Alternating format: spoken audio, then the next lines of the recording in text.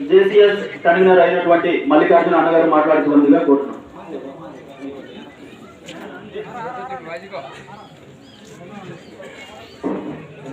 సభాధ్యక్షుడు అమీర్ భాయ్ గారికి, అదేవిధంగా ఈ కార్యక్రమానికి ముఖ్య అతిథులైనటువంటి మన ఎమ్మెల్యే పార్టీ గౌరవ పెద్దలు శ్రీపక్షాల గారికి, అదేవిధంగా వైఎస్ఆర్ పార్టీ నాయకులు సీనియర్ పెద్దలు వైకుంఠ మల్లికార్జున గారికి, అదేవిధంగా మన పట్టణ సభ్యుడు శ్రీరామ గారికి,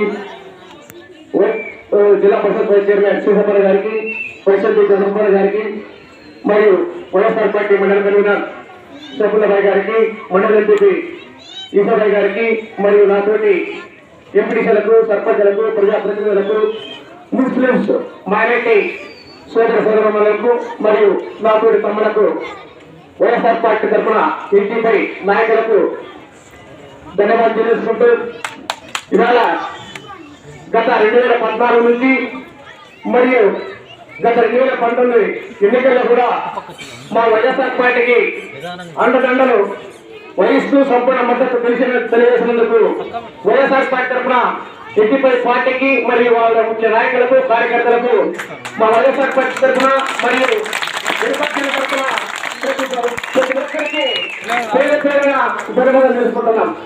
ఎందుకంటే ఎత్తిగో పార్టీ అనేది నిత్యము ఏదో ఒక సమస్యల పైన పోరాటం చేస్తుంది.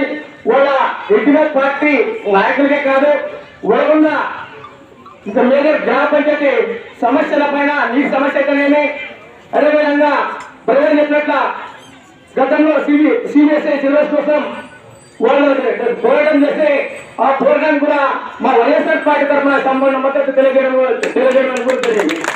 ఎందుకంటే ఇది ఈ పొలగొండ దాదాపు మన ఆంధ్రప్రదేశ్ లో ఇంటీరియర్ మండలము.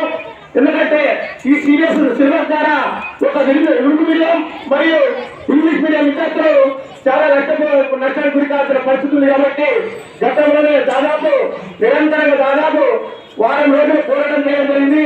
ఆ పార్టీ పోరాటాన్ని కూడా మా వైఎస్ఆర్ పార్టీ తరఫున మా ప్రజాప్రతినిధుల చంద్రబాబు నాయుడు కూడా బయట చేసిన సంగీత వారికి తెలిసింది. ఇప్పటి నుంచి కూడా నేను కూడా వాళ్ళు ఏదైతే వాళ్ళ కోసం కాదు, ఈ గ్రామం కోసం, ప్రజల కోసం డిమాండ్లు ముందుపెడుతున్నారు. కాబట్టి మా ఎమ్మెల్యే అయినటువంటి విపక్షాల గారు రాబోయే రోజుల్లో వాళ్ళ సమస్యలు ఖచ్చితంగా పరిష్కరిస్తారని, అదేవిధంగా రాబోయే రోజుల్లో ఎన్నికల్లో గతంలో కంటే భారీ ఎత్తున మెజార్టీ ఇస్తారని కోరుకుంటూ ప్రతి ఒక్కరు పేర్కొన్న సమర్పిస్తున్నారు.